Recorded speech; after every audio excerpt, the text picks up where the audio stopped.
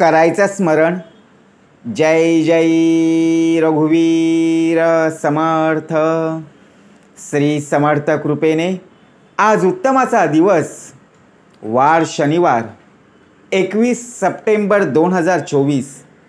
फार फार उत्तमाचा दिवस, सामर्थ्याचा दिवस, संकष्टी चतुर्थी. समर्थ म्हणाले, फार उत्तमाचा दिवस आहे, सामर्थ्याचा दिवस आहे. हेची दान देगा देवा, तुझा विसर न व्हावा. बघा प्रत्यक्षात भाग कसा दिलेला आहे. आज साखर चौथीच बघा, प्रत्यक्षपणे साखर चौथ उत्सव आहे, सण आहे.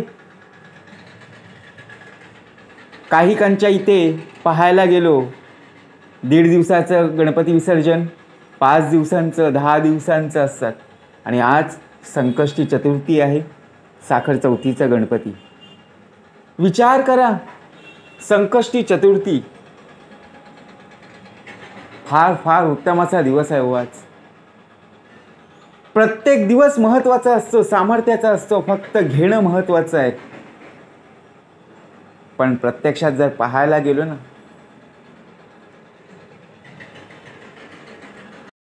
आयुष्यामध्ये, जीवनामध्ये ज्या संकटातून प्रत्यक्ष मार्ग दाखवण्याचं कार्य गणाधीश जो ईश सर्वागुणांचा मूळारंभ आरंभ तो निर्गुणांचा नमो शारदा मूळ चत्वारवाचा गमो पंथ आनंत या राघवाचा. प्रत्येक कार्याची सुरुवात आपण श्री गणेशाने करत असतो. गणाधीश जो ईश सर्वागुणांचा, सर्व गुण बघा प्रत्यक्ष ज्याप्रमाणे गणांचा धीश गणाधीश, ज्याप्रमाणे श्री गणपती स्तोत्रामध्ये सुद्धा दाखवलेले आहेत. देव नावे अशी 12 तीन संध्या म्हणे नर. विचार करा, सकाळी असू दे, दुपारी असू दे, संध्याकाळी असू दे किंवा रात्री असू दे, हेची दान देगा देवा, तुझा विसर न व्हावा. आपल्या मुखामध्ये प्रत्यक्षपणे नामस्मरण असलं पाहिजे. आज गणपती बाप्पा येतील, उद्या गणपती बाप्पा विसर्जन सुद्धा होतील, परंतु आपल्या अंतरी त्याचं नाम जप असलंच पाहिजे. कारण प्रत्यक्ष भाग कसा दिलेला आहे. आपल्या घरामध्ये बघा प्रत्यक्षपणे गणपती बाप्पाचं आगमन झालेलं आहे, परंतु आपली कार्य, आपली उपासना, आपली भक्ती त्याच्या चरणी पोहोचते की नाही, हे जर पाहायचं असेल तर जा सद्गुरूशी शरण. आपण मूर्तीला आणून बघा प्राणप्रतिष्ठा करतो आणि हार लावून पूजा झाली की आपण घराबाहेर पडतो. बाकीच्यांच्या घरी आपण जात असतो देवदर्शनासाठी. ज्यांनी आमंत्रण दिलेलं आहे, ज्यांच्या घरी प्रत्यक्षपणे श्री गणराय बघा प्रत्यक्षपणे त्यांनी आपल्याला बोलावलेलं आहे, जाणं गरजेचंच आहे. पण भाग कसा दिलेला आहे. आपला देह आणि ज्याप्रमाणे अंतरीचा अंतरात्मा, मी देवाचा आणि देव माझा, हे नातं कधीही बघा प्रत्यक्ष न संपण्यासारखं आहे. परंतु सुख आणि दुःख ज्या वेळेला आपल्या वाटेवर येत असतात ना, तेव्हाच आपल्याला त्याची चाहूल, त्याची गरज भासते. जेव्हा आपल्या पदरी सुख प्राप्त होत असतं, तेव्हा त्याला आपण बघा त्याची जाणीव सुद्धा होत नाहीये. काय काय रे साधने करू, मी असे तुझे मूर्खले करू. विटंबिती मला द्वैत भावना, हे दयानिधे श्री गजानना.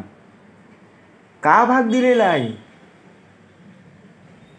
प्रत्यक्षपणे तारणारा तोच आहे. आपल्या आंतरिक सर्व कार्य करून घेणारा तोच आहे, परंतु आपल्याला याची जाणीव नाही. सुख आपल्या वाटेला आलं की आपल्याला कोणाची गरज भासत नाही, परंतु ज्या ज्या वेळेला दुःख होतं ना, त्या वेळेला बघा, आपण मंदिरामध्ये, देवळामध्ये देवाला किती प्रकारे आपण उपास तपास करून देवाकडे हाक मारत असतो, साथ घालत असतो. परंतु म्हणून दुःख का वाटायला यावे? कारण ज्याने हा संपूर्णपणे देह घडवलेला आहे त्यालाच आपण विसरलेलो आहे. म्हणून आपण आरती करताना सुद्धा आपण म्हणत असतो ना, हेची दान देगा देवा तुझा विसरण व्हावा, परंतु आपण विसरण व्हावा डायरेक्ट म्हणतो. विचार करा. कारण जातसे घडी पलयुगापरी, कृतयुग, त्रेतायुग, द्वापारयुग आणि प्रत्यक्षपणे आता कलियुग आहे. या कलियुगामध्ये तुला जन्म प्राप्त झालेला आहे आणि या जन्माचं सार्थक जर करायचं असेल तर प्रत्यक्षपणे जा सद्गुरूशी शरण. कारण ज्याप्रमाणे आज संकष्टी चतुर्थी आहे, आपल्या वाटेला संकट येतच असतात, दिलेला आहे भाग. कारण तारी आठवा मारी गणपती सकल दोष संकष्ट नाशना. ज्या ज्या वाटेला जी जी संकट आलेली आहेत ना, ती दूर करणारा तोच आहे, विघ्नहर्ता आहे.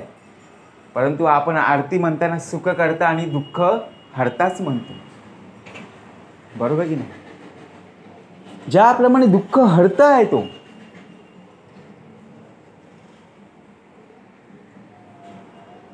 संकष्टी चतुर्थीचा भाग म्हटलं की ज्याप्रमाणे आपल्यावरती येणारे संकट आणि आपल्यावर येणारा प्रसंग हा आपल्याला प्रत्यक्षपणे सांगून येत नाही. म्हणून भाव बघा, देवा मला पाव, आपण देवाकडे जातो, देवाकडे मागणी करतो. धाव पाव रे मोदकाशना, का भाग दिलेला आहे? गणपतीचा दिवस आहे आज, बरोबर की नाही? साखर चौथीचा आज गणपती आहे, साखर चौथीचा दिवस आहे. आपला देह हा धुतल्या तांदळासारखा का असावा?